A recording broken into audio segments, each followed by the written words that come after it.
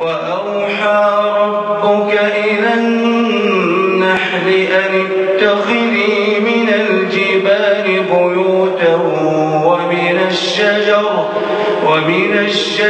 ومما يعرشون ثم كلي من كل الثمرات فاسلكي سبل ربك ذللا يخرج من بطونها شراب مختلف ألوانه فيه شفاء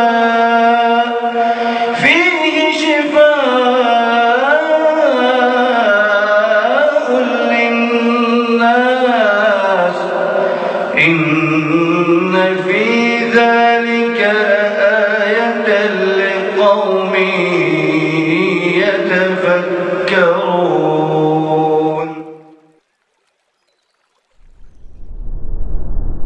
السلام عليكم ورحمة الله وبركاته.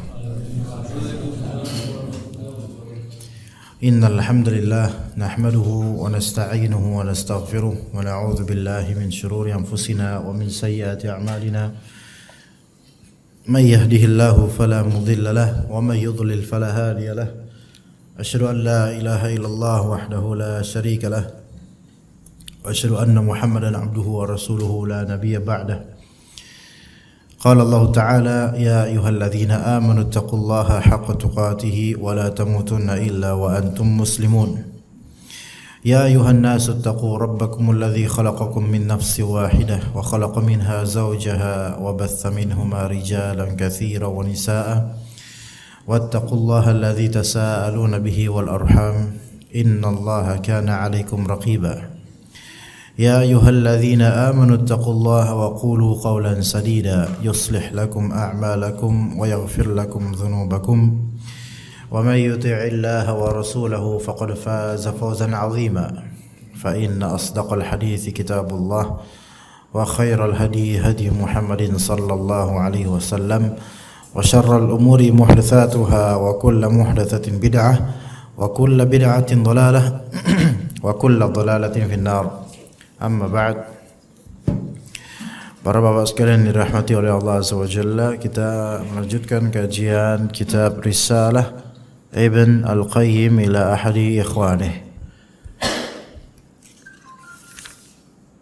Itu masalah yang pada pertemuan sebelumnya kita membahas beberapa step seseorang itu menyempurnakan kelezatan dan kebahagiaan pada dirinya. Ya, jadi dia harus mengetahui beberapa hal dan mengoperasikannya. Al-muhim di sini hendaknya Allah Ta'ala jadikan seorang hamba hendaknya menjadikan Allah Subhanahu wa Ta'ala sebagai tujuan amalnya dan akhirat sebagai tujuan keselamatannya. Maka dikatakan oleh Ibnu Qayyim rahimahullah, wa bihadzal asli وبهذا الأصل تعرف عقول الناس atau تعرف عقول الناس.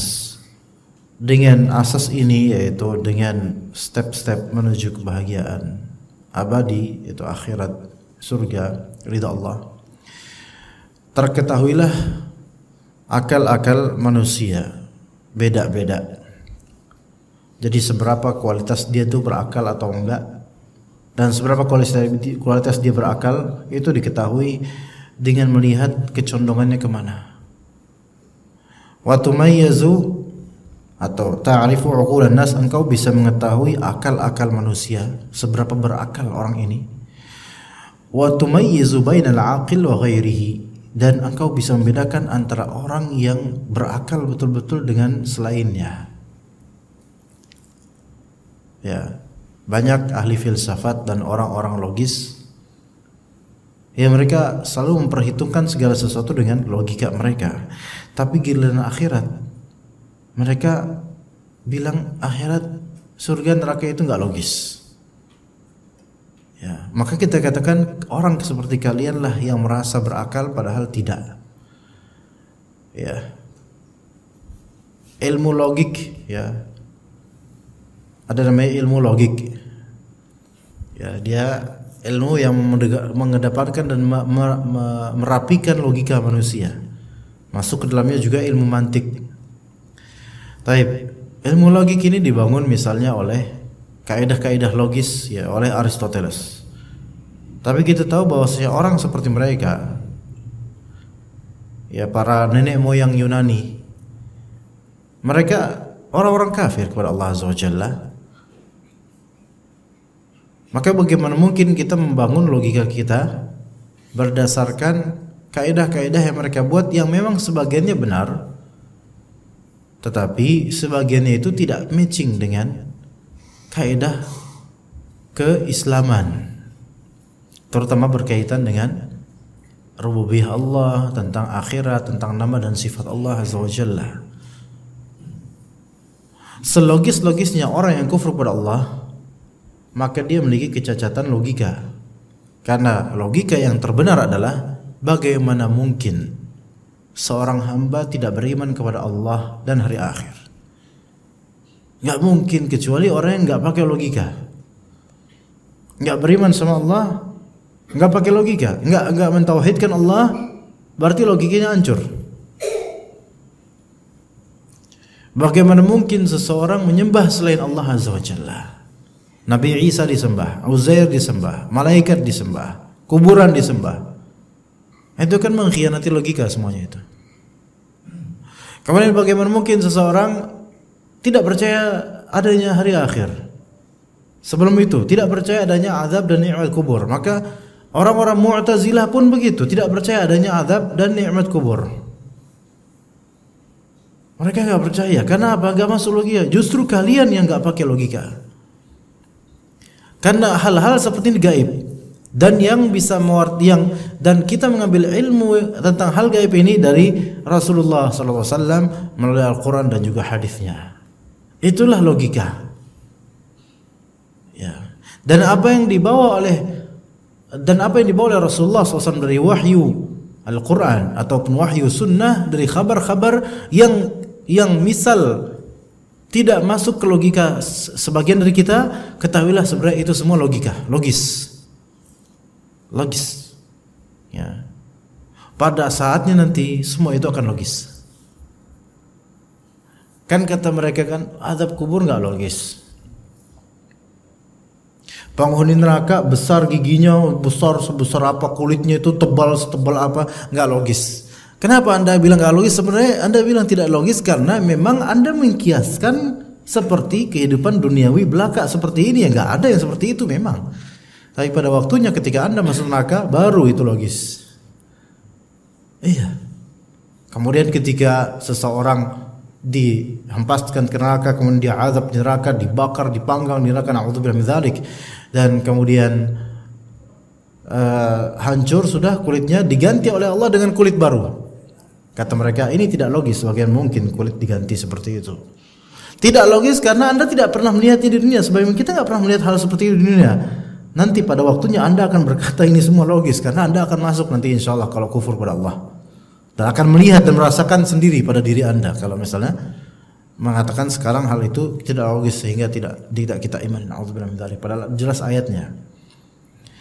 Jadi kita bisa melihat barometer orang itu betul-betul logis, berakal dengan yang tidak di barometer apa? Yaitu apakah dia lebih mengutamakan akhirat atau dunia? Apakah dia lebih mengutamakan Allah atau makhluknya? Apakah dia lebih mengutamakan agama atau dunia belaka? Di situ bisa ketahuan orang itu betul-betul berakal atau tidak. Wa yadhharu tafawutuhum fil uqul, dan tampaklah perbedaan manusia dari segi logika, dari segi akal. Fa aina aqlu man athara ladzata ajilatin munaghisatin munakkidatin? Maka di manakah akal orang yang lebih mengutamakan kelezatan dunia, intinya itu. Kelezatan dunia yang sifatnya itu memang cepat dan sifatnya itu cepat hilang.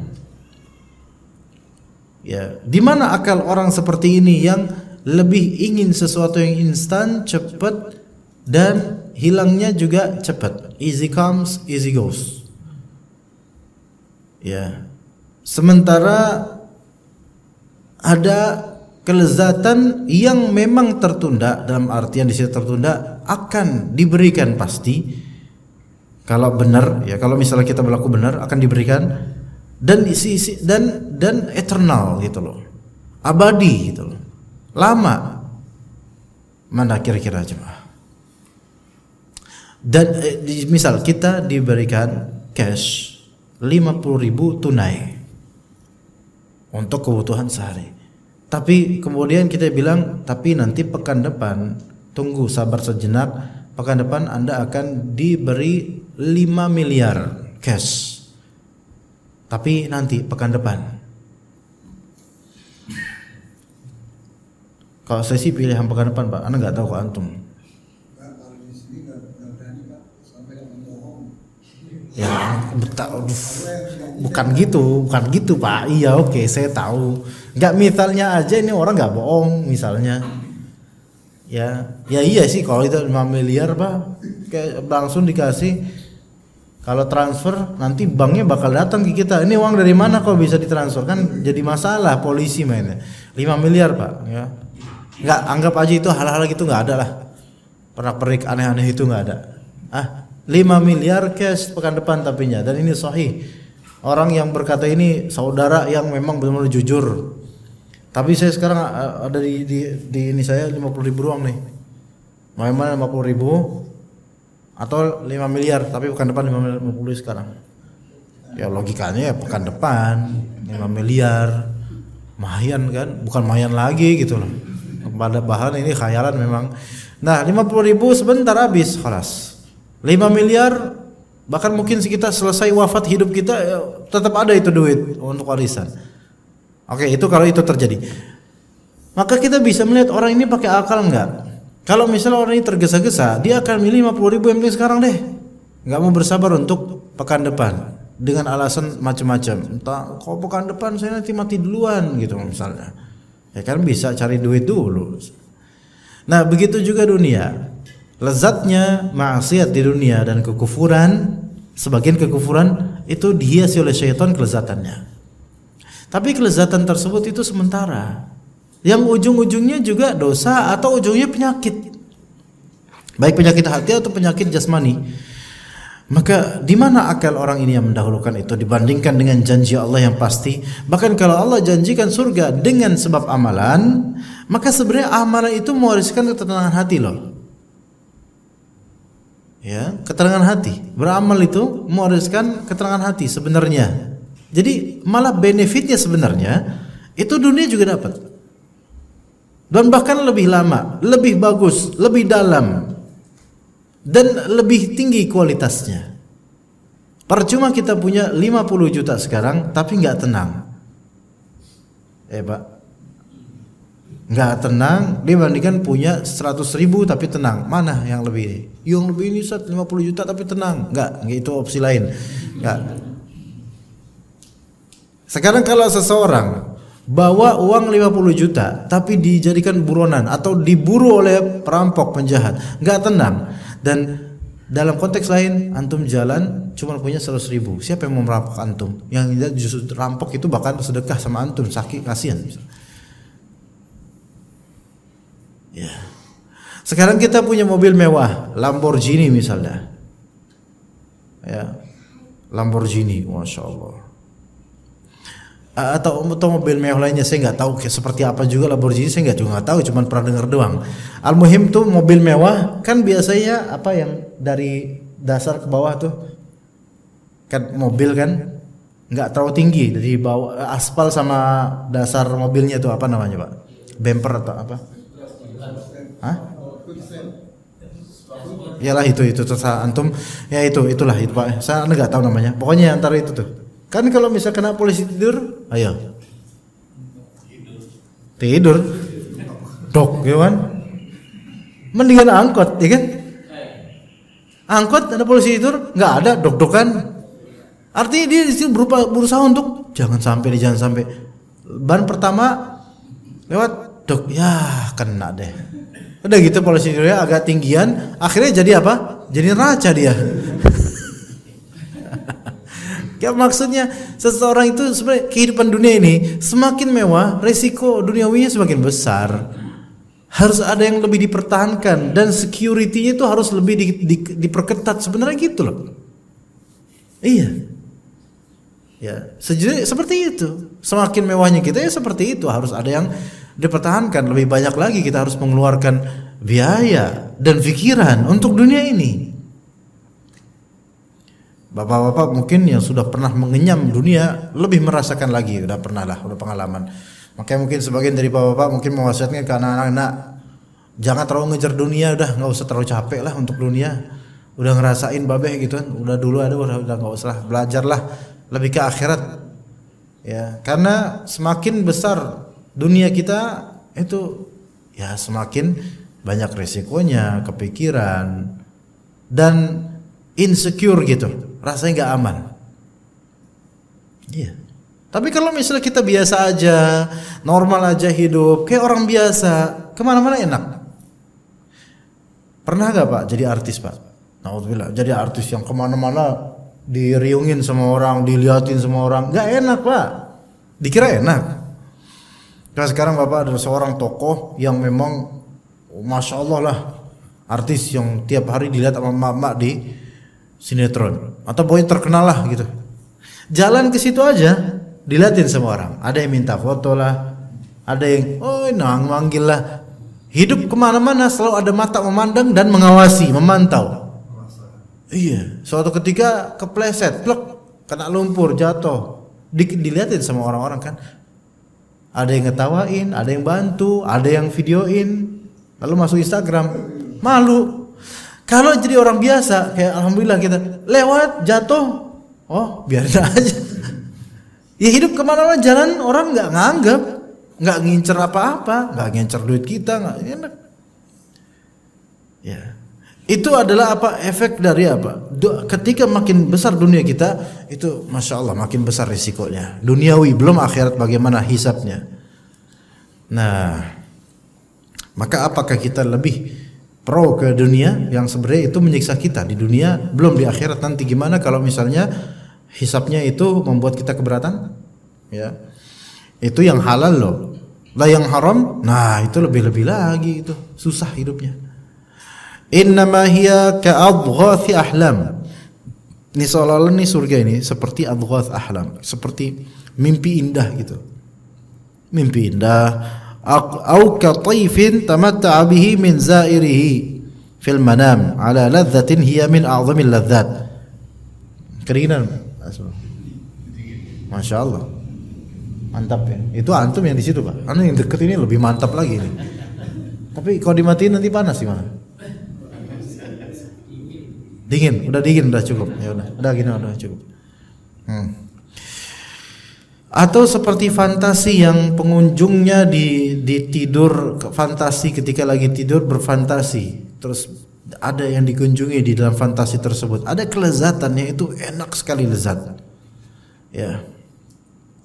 Dan bagaimana dengan suatu farhah dan masarrah, yaitu kenikmatan, kebahagiaan, kesenangan, yaitu merupakan azam al-masarrat daimah la tazul wa la tafna wa la tanqati, yang mana semua ini kelezatan, impian, fantasi, kebahagiaan, kesenangan, dan seindah-indah kesenangan yang tidak akan hilang, tidak akan fana, tidak akan terputus. Yaitu apa? Surga. Ini ada seperti ini. Oke. Tapi kemudian keindahan yang dijanjikan tersebut, faba'aha bihadhihi al-ladzatil faniyatil mudmahillah allati husyiyat bil alam. Kelezatannya abadi dan indah ini, fantasi yang luar biasa ini dijual dengan harga, yaitu berupa kelezatan yang fana, yang cepat hilang, yang kemudian efeknya adalah alam, yaitu sakit, rasa-rasa sakit dunia. Jadi menjual akhiratnya dengan dunia yang sedikit, dari yang sedikit lezatnya itu sementara, sebentar, kemudian akibatnya ya penyakit gitu loh. Ya. Wa innama hasalat bil alam wa aqibatuha al alam. Begitu dunia ini dihasilkan dengan penyakit dan akibatnya juga sakit juga gitu loh. Kita sebenarnya ketika kita ngejar dunia sebegitunya itu sakit. Sakit hatinya sakit. Ya, kepikiran, beban pikiran itu sakit sebenarnya. Dan ketika udah dapat, ya tetap sakit juga. Tapi kalau misalnya kita lihat, tapi orang-orang yang pemuja dunia itu mereka itu kayaknya hidup enak kok. Lihat aja di Instagram mereka. Mau beli apa ada, mau naik mobil apa ada, mau mereka kemudian menunjukkan kemewahannya. Wahai saudaraku, jangan jadi seperti orang-orang yang ketika Qarun keluar dari istananya, orang-orang itu mereka, seandainya aku seperti dia. Engkau akan melihat suatu ketika akibatnya. Ketika Qarun Allah azab, baru orang-orang ini berlindung kepada Allah dari Qarun. Dari semisal Qarun, dari keadaan semisal Qarun. Nauzubillah min dzalik, kata mereka. Kita sekarang melihat secara zahir, wah seperti senang sekali. Cukuplah kesenangan yang semu itu sebagai azab tersendiri, jemaah sekalian. Itu palsu. Palsu. Mereka merasakan senang, itu dihiasi oleh syaitan sebenarnya. Beneran palsu, Pak. Sekarang gini, lihat orang anak muda yang dia pakai motor dengan knalpot racing, kemudian gitu. Pak, udah suaranya kayak suara balapan loh, Pak. Kayak suara sirkuit F berapa gitu. Tapi motornya motor normal, cuman knalpotnya suaranya itu kayak suara rekaman gitu. Kayak kita ngedenger sirkuit gitu. Padahal kecepatan cuma 20 km per jam, tapi kok suaranya itu kayak 120 gitu loh. Motor apa ini? Atau ya memang motor apa knalpotnya kayak bajai tapi polesan dikit gitu loh. Suara bajai sebenarnya itu. Tapi dipoles dikit biar kerasa kayak motor. Atau suara yang gitu gede suaranya. Kita akan melihat dia, masya Allah, bisa nyalip sana sini kan, cepet gitu loh. Ajaib, kok hebat banget ini orang. Pertanyaan, apa yang membuat dia kok termotivasi bisa sekenceng itu, bisa nyalip-nyalip selihai itu? Apa yang membuat motivasinya? Coba apa? Kesombongan di hatinya. Kesombongan. Kadang manusia itu bisa melakukan sesuatu karena kesombongannya lah yang membuatnya harus bisa. Kalau nggak bisa, malu saya. Apakah itu bukan azab? Sungguh itu adalah azab. Tidak merasanya dihukum itu merupakan azab tersendiri yang nanti suatu saat akan merasakan getahnya. Suatu saat. Dan orang-orang apakah memuji orang seperti ini? Tidak. Malah sebagian melaknatnya, mendoakan buruk buat dia. Kita tahu itu. Orang warung denger, apaan sih, berisik banget gitu kan. Udah lewat jauh tapi dijelek-jelekin sama orang-orang. Siapakah yang kagum padanya? Yang kagum padanya adalah yang keduniaannya tinggi untuk masalah motor itu. Pengen seperti dia. Na'udzubillah min dzalik.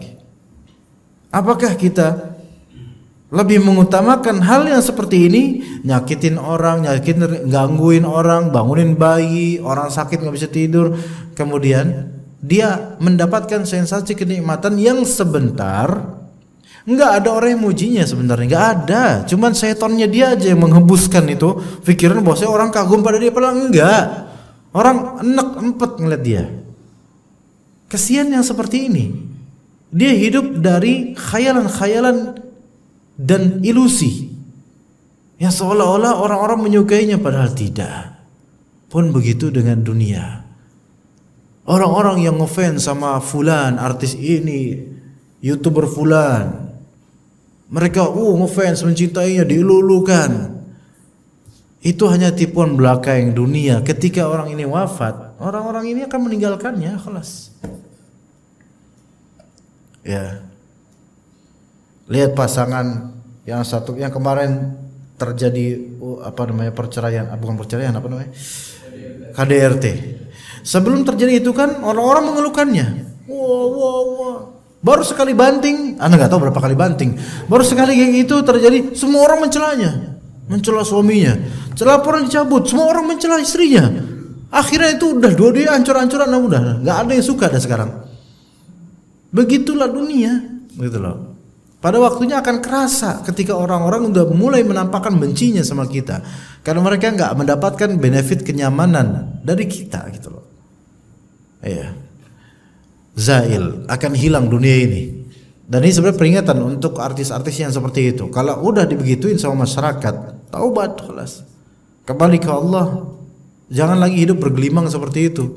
Allah sudah negur dengan cara Allah Azza wa Jalla, bahwa dunia itu sementara, udah dihanguskan itu, dunia popularitasnya udah hancur. Maka tinggal sekarang ayo kita ke agama, ke Islam, ke amal soleh, menuju ke maghfirah Allah, ampunan Allah, yang mana kenikmatan itu yang Allah berikan itu tidak akan terputus. Ya. Faba'aha, kemudian ada orang yang menjual kenikmatan abadi ini dengan kelezatan yang fana, yang cepat hilang. Yang kenikmatan dunia ini didapat dengan usaha yang menyakitkan dan diakhiri akibatnya dengan hasil yang juga menyakitkan. Falau qayasal aqilu baina ladzatiha wa alamiha wa madarratiha wa manfaatiha lastahya min nafsihi wa aqlihi. Seandainya orang yang betul-betul berakal, dia mikir betul-betul dan membandingkan antara kelezatan dunia dengan rasa sakitnya, madaratnya, manfaatnya, maka dia akan malu terhadap dirinya sendiri dan terhadap akalnya. Itu kalau kita pikirkan ajalah, ya. Dunia murni, bukan amalan soleh, dunia murni kelezatannya. Ini kalau dipikirkan, ya, antara lezatnya seberapa, sakitnya seberapa, madaratnya seberapa, manfaatnya seberapa, itu bakal malu. Ya. Kadang kita yang mungkin umumnya orang menertawai beberapa saudara kita yang anak pang, mereka itu misal pakai kendaraan yang mereka rakit. Lagi macet-macetnya kan gak enak, Pak. Lagi macet-macetnya pakai kendaraan yang butut itu nggak dibilang motor, bukan motor, mobil bukan mobil, dibilang getek juga bukan di air. Di situ, di bawah. Itu bannya itu enggak tahu ban dari apa, berbemo apa kenapa itu. Kan bannya banyak itu. Vespa, oh iya ban Vespa ya. Ah iya kayak gitu-gitulah. Ban-ban bekas nggak tahu ngambil dari mana, dan barang-barang yang dipakai rongsokan, kayu-kayu dan besi-besi bekas, karatan. Iya. Udah gitu mereka di bawah kan, kita kan naik motor, Pak.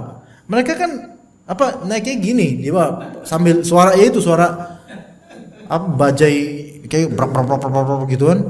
Itu kan ya Allah, dia kan terhina gitu loh. Menghinakan diri sendiri, ngapain lagi macet-macet, orang dia space-nya gede kayak mobil. Kemudian di depan dia kan ada motor-motor lewat, dia juga kena knalpot. Apakah dia merasakan kelezatan? Boleh jadi dia merasakan kelezatan dengan ujubnya. Nih lihat gua pakai kendaraan yang beda sama lo. Ini kayak ngerosting ya, kayak ngebully mereka. Tapi emang ya apa artinya itu? Kelezatan ya kelezatan nih gua lihat beda kendaraannya sama lo. Tapi kan ke orang-orang melihat ada nggak yang memujinya?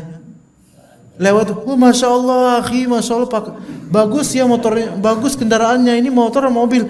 Pasti dia tersinggung. Apa lo lihat-lihat? Lah, sebenarnya mau dipuji nggak sebenarnya? Apa lihat-lihat gitu kan? Tuh. Perempuan yang jalan kaki pakai you can see rok mini, ya. Rok mini kemudian pakaian seksi. Coba sekarang kalau ada beberapa orang di jalan ngeliat sama gini, ya, netes kemudian ngecas gitu, risih gak dia? Risih lah, ngapain risih? Bukannya pengen dipuji, pengen disenengin kan sama orang? Ya iya, tapi nggak kayak gini juga mas. Lah inilah akibatnya engkau ya pakai hal seperti itu. Ya orang terus ngeliatin kok risih. Harusnya kan orang ngeliatin malah bangga dong. Lihat juga pakai mulus nih gitu kan, ada tatonya atau gimana gitu kan. Juga yang pakai tato. Ada tato di tangannya tuh. Ya di tangannya aja Pak, ya, di tangannya gitu kan. Biasanya kalau orang ada tato pasti nggak ada yang ikhlas. Mereka pasti mau memamerkan tatonya, nggak ada yang tulus. Tato lillahi ta'ala nggak ada. pasti dipamerin ada tato apa gitu, pedang atau apa. Cobalah. Kemudian ada orang yang ngeliatin tuh tato. Pasti dia langsung apa lihat-lihat. Lah. Kan supaya dilihat kan itu tatoan. Tapi kenapa kok malah marah ketika orang lihat? Ya saya ngeliatin, Pak. Lah, ngapa lihat-lihat? Nggak suka sama tato saya. Loh, justru saya suka sama tato, makanya saya lihat. Boleh nggak saya pinjam tatonya? Pasti nggak risih, pasti risih kan? Begitupun dunia. Begitu dunia. Kalau kita di perumahan mewah, ya bagus rumahnya, masya Allah. Kemudian ada beberapa orang kagum sama rumah kita. Akhirnya dia mantengin rumah kita di depan terus ngeliatin rumah. CCTV kan mengontrol, lihat loh, ini ngapain orang di depan? Pasti samperin sama pemiliknya. Ngapain Mas di sini ngeliatin rumah saya? Enggak Pak, saya suka aja. Enggak boleh. Loh, terus buat apa mewahin rumah? Kan supaya orang nyaman kan lihatnya kan? Nah gitu, dunia seperti itu jemaah. Seperti itu. Antum kita akan risih sendiri dengan kemewahan kita, beneran. Beda dengan amal soleh. Ya tapi juga risih juga kalau lagi amal soleh dilihatin gitu. Lagi sholat, dilihatin sama samping. Nah apa lihat Mas? Mau ikutan sholat aja dulu. Gak saya kalau kita amal soleh dilihat orang, adalah niatan kita supaya semoga orang itu dapat hidayah dan ikut beramal soleh gitu kan.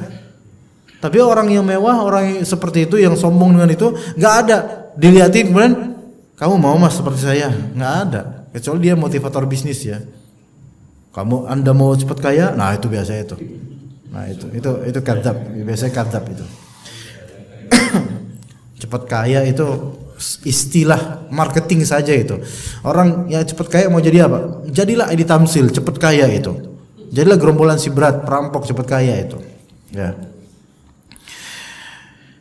Taib, kemudian kaifa yas'a fi talabiha. Coba pikirkan tentang kelezatan dunia. Bagaimana dia itu berjuang berusaha untuk mencari dunia itu.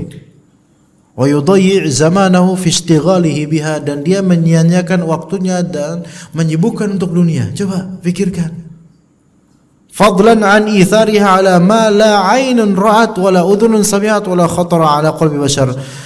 Bagaimana, coba pikirkan tentang dunia itu dari awal sampai akhirnya. Sebenarnya itu kelezatan yang sedikit sekali, semu sekali, tapi lebih banyak perjuangan, pengorbanan dan letihnya. Sebenarnya begitu. Malah engkau lebih memilih itu dibandingkan dengan surga yang mana keindahan dan kelezatannya itu tidak pernah terpandang oleh mata sebelumnya, tidak pernah terdengar indahnya oleh telinga sebelumnya, dan tidak pernah terbesit di benak sebelumnya gambaran keindahan tersebut. Apa yang terbersit di benak kita tentang surga sekarang keindahannya, wallahi surga hakikatnya lebih indah daripada itu. Apa yang kita pandang keindahan dunia, kan ada surga duniawi itu di Swiss misalnya, di Jepang, di Indonesia juga ada. Apa mereka bilang heaven on earth gitu, surga dunia, yaitu yang rimbunannya indah, pegunungan, masya Allah indah. Itu dunia, surga dunia Pak. Indah nggak? Indah. Di surga itu nggak ada apa-apanya. Mau bukti Pak bahwasanya itu nggak ada apa-apanya. Sekarang coba tempat yang paling ajaib di Indonesia, paling bagus apa Pak ya? Yang paling indah Pak? Apa Pak? Raja Ampat ya Pak. Itu isinya apa Pak? Laut. Pulau-pulau. Iya kan malam kan gelap ya. Percuma juga kan kok datang sana Raja Ampat ngeliat pemandangan malam, lah sama aja kayak di mana-mana gitu. Satu. Kedua, kalau kita ke pulau itu kan berarti kan ada banyak tumbuhan gitu kan Pak. Hewan-hewan. Oke. Itu kok dari jauh kan indah tuh. Deketin. Teliti. Paling kerikil, pasir, hewan, kalau dideketin ya udah, mau apa lagi? Ya udahlah, gitu kan? Itu kalau detailin. Dunia ketika kita detailin lebih detail lagi, kita baru sadar bahwasanya ini mah biasa aja lama-lama kan. Orang-orang yang tinggal di puncak, indah. Mereka ngerasa biasa nggak? Lah biasa aja. Lah kita, ayo ke puncak yuk. Nikah siri, nikah apa? Kontrak. Ya. Kita dapat deskripsi dari teman-teman misalnya itu di daerah ini apa ya? Saya nggak tahu gitu Mbak. Pantai inilah, pantai ini gitu. Indah banget dan seterusnya. Ayo kita ke sana. Saya pernah ke ujung Genteng, Sukabumi, Pelabuhan Ratu, terus ada apa namanya? Ujung Gentengnya Sukabumi, Pak. Itu kan ke sana jauh banget, Pak. Lama itu. 8 jam. Iya. Jalanannya belok-belok gitu ya. Ada tanjakan, ada belokan Cilukba juga itu. Belokan Cilukba gitu kan. Terus sekali belok Cilukba gitu. Ternyata di situ tanjakannya. Apa belokannya? Curam banget. Datangnya aja itu butuh energi yang ini. Kata teman-teman bagus tuh di sana ada pasir putihnya, ada ini. Wah. Sampai sana ya alhamdulillah enak. Tapi kalau kita jalan ke pasir. Iya. Terus ngelihat ininya apa namanya? Bulu babi, Pak. Ya bulu babi gitu. Ya terus mau diapain? Mau dibawa bukan habitatnya di Jakarta, mau diapain? Udah. Ya indah sih indah, tapi indah yang ya udah segitu kelas. Yang kalau kita kemudian coba seminggu di situ, bete, bosan, balik ke Lubang Buaya. Gitu. Nah, begitulah Pak. Bapak-bapak jauh lebih berpengalaman udah merasakan bagaimana dunia ini, tinggal kita mikirin akhiratnya gimana. Ya Masya Allah. Dunia itu seperti itu. Kalau misalnya kita pikirkan lagi, kita detailkan lagi penglihatan kita terhadap dunia, maka kita akan mendapatkan ya udah ujungnya segitu aja. Nah kalau di akhirat misalnya surga, telaga, sungai surga itu sampai turbahnya surga itu debunya itu adalah mutiara atau semacam emas, perak dan semisalnya itu debunya doang itu. Dan itu pun yang kita bayangkan sekarang debu berupa, Anda pernah dengar debu-debu intan apa ya kalau nggak salah? Kartun apa ya debu-debu intan? Sensei ya itu tahun 90-an. Kalau misalnya ada debu-debu intan misalnya benar itu ada. Itu yang kebayang di belakang intan duniawi, di akhirat jauh lebih indah. Coba kita cari itu deh, kita cari yang itu. Ya, kita adzan dulu, silakan. Setelah itu kita lanjutkan insyaallah taala. Baik, kemudian kata Ibnu Qayyim rahimahullah, wa qad ishtara subhanahu minal mu'minina anfusahum wa ja'ala thamanaha jannatah wa ajra hadzal 'aqda 'ala yadi rasulih wa khalilihi wa khiratihi min khalqihi. Allah Ta'ala telah membeli dari orang-orang mukminun anfusahum, diri-diri mereka. Allah Ta'ala membeli orang-orang beriman, membeli orang-orang beriman. Wa ja'ala thamanaha jannatah, dan Allah jadikan harganya adalah surganya Allah Azza wa Jalla. Wa ajra 'aqdahu wa ajra hadzal 'aqd 'ala yadi rasulih wa khalilihi wa khiratihi min khalqihi. Dan Allah Ta'ala lakukan akad jual beli ini melalui tangannya Rasulullah sallallahu alaihi wasallam. Jadi seperti perantara itu seperti Rasulullah sallallahu alaihi wasallam. Kata Allah Azza wa Jalla surat Taubah 111, "Innallaha ashtara minal mu'minina anfusahum wa amwalahum bi anna lahumul jannah." Sesungguhnya Allah Ta'ala membeli dari orang-orang mukmin apa yang dibeli dari mereka, diri-diri mereka dan harta mereka Allah beli. Bi anna lahumul jannah, bahwasanya untuk orang-orang mukmin ini ada surga buat mereka. Jadi di sini adalah seolah-olah orang-orang mukmin ini dengan amalannya, hartanya itu adalah barang dagangan yang Allah beli, dan kemudian samannya, harga yang Allah Ta'ala berikan kepadanya orang beriman apa? Surga. Ya, gimana paham ya Pak di sini Pak? Misalnya antum, Anda pengen beli dari antum nih Pak. Jual apa antum Pak? Misalnya rumah. Ya, rumah ini milik antum. Ibaratnya rumah ini adalah jiwanya orang-orang beriman. Ya. Berapa harganya? Anda patokin harga rumah antum adalah 50 triliun. Gimana? Besar nggak Pak? Hah? Besar banget. Anak aja nggak punya duit segitu, tabungan juga nggak ada, gimana? Nggak, misal aja 50 triliun Pak, triliun lah bukan miliar. Kira-kira antum bakal merasa sangat dihargai nggak sama anak? Ya bukan, nggak, jangan bilang nanti oh nggak mungkin ini sekarang kayak gitu penipuan nih. nggak itu nggak, ini contoh aja. Kira-kira antum merasa terhormat gak dengan anak kasih segitu? Kalau bisa terjadi gitu ya. Tapi anak gak mau juga, ada punya duit segitu gak mau beli rumah antum Pak, bikin rumah baru lagi. Gak bisa tidur, Masya Allah. Nanti lama-lama gak bisa tidur terus stres, mati. Darah tinggi terus ini. Ya. Iya bingung. Buat apa bingung? Kalau bisa habisin sebelum wafat gitu ya. 50 triliun. Dan itu benar, dan Anda jujur. Maka Anda benar mesediakan buat antum 50 triliun untuk rumah antum. Padahal rumah antum mungkin hanya rumah biasa. Yang 1 miliar aja itu udah alhamdulillah gitu. Ini 50 triliun berarti kan 50.000 kali. Sebanding gak Pak? Sangat tidak. Ini, tapi ini jual beli terjadi nggak? Jual beli. Tapi ini jual beli suri namanya. Bai'un suri, yaitu jual beli yang sifatnya gambarannya tok jual beli, tapi sebenarnya bukan untuk jual beli ini. Anda nggak pengen membeli rumah antum sebenarnya, melainkan ini tafadul atau fadl, keutamaan dari Anda buat antum.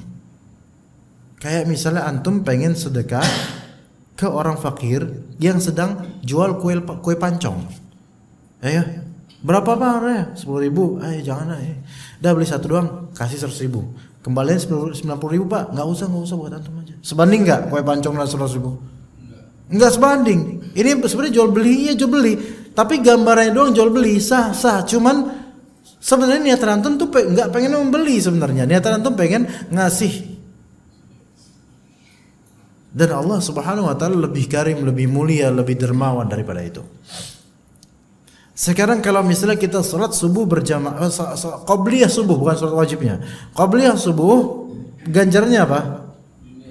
Lebih baik, bukan dunia seisinya, lebih baik daripada dunia seisinya. Artinya lebih baik dari dunia seisinya. Antum punya kastil satu dunia ini, antum sholat qobliyah subuh itu lebih berharga daripada punya kastil satu bumi. Dunia itu bukan hanya satu bumi Pak. Dunia itu adalah langit dan bumi dan segala isinya di alam dunia ini, di kehidupan dunia, itu dunia semua tuh. Ya gitu. Punya kastil satu bumi aja, punya istana satu bumi aja, dengan sholat qobliyah subuh itu lebih berat ganjarannya sholat qobliyah subuh. Padahal kalau kita hitung-hitung, berapa biaya antum qobliyah subuh Pak? Free atau gratis? Nggak perlu biaya. Apakah Allah perhitungkan nafas bayar? Pas saat qobliyah subuh enggak bayar, free. Jalan kaki ke masjid tinggal free. Dah, salat qobliyah subuh misal di masjid atau di rumah, tafadhol silakan. Aduh, masih mikir bensin Pak. Berapa bensin paling? Itu kalau pakai motor Pak. Kalau jalan kaki enggak pakai bensin. Al-muhim enggak usah hitung dunianya dah. Tinggal beramal, itu simple nggak? Simple. Dan bacanya apa? Sunnah Rasul. Qul ya ayyuhal kafirun, pertama qul huwallahu ahad, rakaat kedua selesai. Nggak nyampe 5 menit bahkan kadang-kadang.